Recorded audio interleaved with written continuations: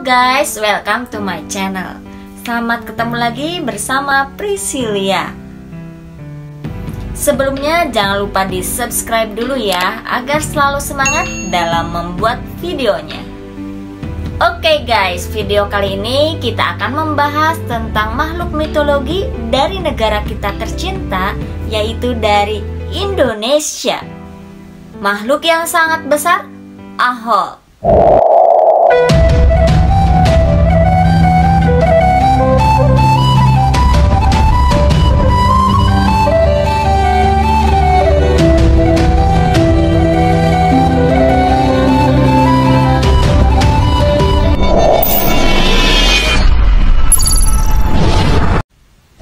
Ahol diberi nama demikian karena mengeluarkan suara ahol yang panjang. Makhluk tersebut dikatakan seperti kelelawar yang sangat besar dan dideskripsikan seperti anak yang berusia 1 tahun. Makhluk tersebut mempunyai rentang sayap raksasa, kira-kira 12 kaki. Bahkan menurut orang-orang, satu sayapnya saja jika membentang bisa mencapai 3-4 meter. Ahol digambarkan mempunyai bulu yang pendek, berwarna abu-abu, dan bermata yang besar. Lengan pendukungnya yang rata, sayapnya pun kasar, dan berkepala seperti monkey. Wajahnya itu seperti manusia tapi rata, jadi bisa dibayangin lah ya. Ahol sering terlihat jongkok di hutan dengan sayap yang tertutup dan rapat di tubuhnya. Kakinya terlihat untuk menunjuk ke belakang, ya jadi kayak kebalik gitu ya. Diperkirakan bahwa Ahol adalah makhluk nokturnal. Ia menghabiskan harinya tersembunyi di gua-gua yang terletak di belakang atau di bawah air terjun. Ketika malam hari, Ahol menelusuri sungai untuk mencari makanan seperti ikan yang besar. Ya, sekilas Ahol mirip seperti kelelawar, hanya saja makanannya yang berbeda. Kelelawar itu memakan buah-buahan dan serangga, sedangkan Ahol memakan hewan. Ya, bisa jadi seperti hewan peliharaan atau hewan ternak. Laporan keberadaan Ahol pertama kali diungkapkan oleh seorang ilmuwan yang bernama Dr. Ernest Bartolf pada tahun 1925. Ernest adalah seorang ahli burung.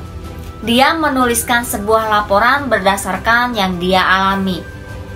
Pada saat itu, Ernest sedang melakukan penelitian dan menjelajahi air terjun di lereng Pegunungan Salak. Saat itu ia melihat kelelawar raksasa yang tak dikenal, yaitu Ahol, sedang terbang tepat di atas kepalanya. Ernest sempat melaporkannya dan membuat heboh di dunia penelitian.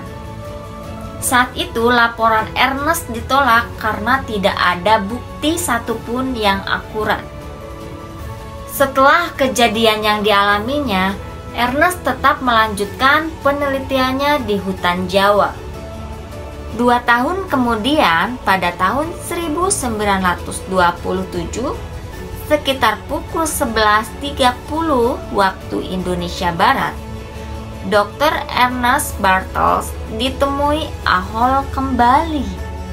Namun kali ini dia sedang berbaring di tempat tidurnya di dalam rumah jerami yang dekat ke Sungai Cicenkol di Jawa Barat. Saat di sana ia sedang mendengarkan suara hutan dan tidak diduga tiba-tiba ia mendengar suara yang aneh tepat di atas gubuknya. Ernest sudah bertahun-tahun melakukan penelitian di hutan tersebut. Jadi hampir hafal semua suara satwa di hutan itu. Namun suaranya yang didengar kali ini berbeda. terdengar dengan jelas dan keras, tampak mengucapkan "Ahol". Mendengar suara tersebut, Ernest segera mengambil obor lalu berlari keluar dari gubuknya ke arah datangnya suara. Kurang dari 20 detik kemudian ia mendengar lagi suara teriakan seperti "Ahol". Dia mendengarnya lagi, guys. Kali ini dia mendengarnya kembali ke arahnya dari hilir jarak yang cukup jauh. Saat ia teringat dengan beberapa tahun yang lalu, ia terpukau dengan suaranya. Ernest merasa sangat yakin bahwa hewan tersebut adalah makhluk yang sama pada saat penelitiannya di hutan Salak. Namun sampai saat ini tidak ada bukti fisik yang menunjukkan adanya makhluk hidup seperti ahol di hutan di Jawa. Sejak saat itu ia memopulerkan ahol berdasarkan suaranya. Pada suatu waktu, Ernest menyarankan bahwa mungkin itu bukanlah makhluk kelelawar, melainkan hanyalah dari berbagai jenis burung.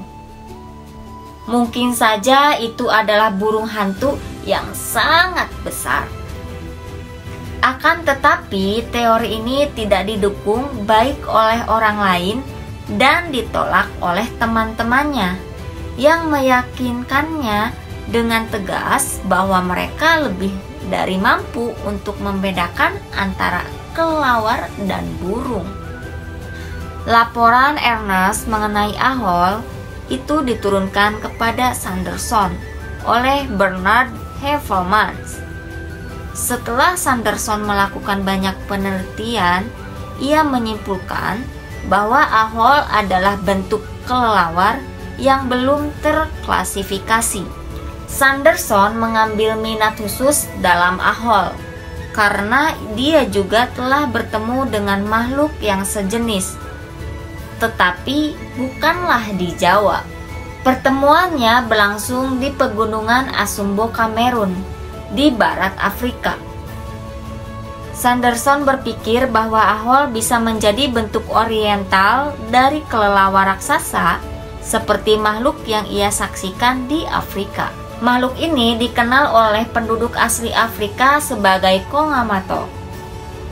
Beberapa peneliti telah menyarankan bahwa ahol mungkin merupakan populasi yang bertahan dari Pterosaurus, reptil terbang yang diperkirakan telah punah pada masa dinosaurus sekitar 65 juta tahun yang lalu.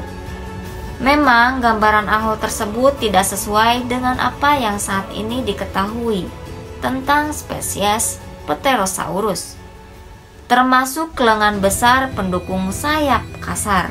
Mayoritas para peneliti setuju bahwa bagaimanapun ahol adalah lebih dari mungkin bentuk kelelawar raksasa yang tidak dikenal.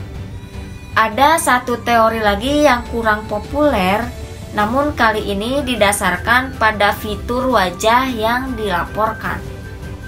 Binatang ini adalah primata terbang pertama di dunia. Namun sayangnya untuk memecahkan teori ini kini sudah sulit untuk menemukan binatang tersebut. Dengan kehancuran dari hutan hujan Jawa, habitat ahol terus menyusut yang dapat menyebabkan sulit untuk menemukannya dan mengganggu rumahnya. Sayangnya penghancuran rumah ahol juga dapat menyebabkan kepunahan, bahkan sebelum kita mendapatkan kesempatan untuk sepenuhnya memahami identitasnya. Nah, itulah kisah penemuan ahol, makhluk mitologi dari Indonesia. Kurang lebihnya mohon maaf. Sampai ketemu lagi di next video. Bye.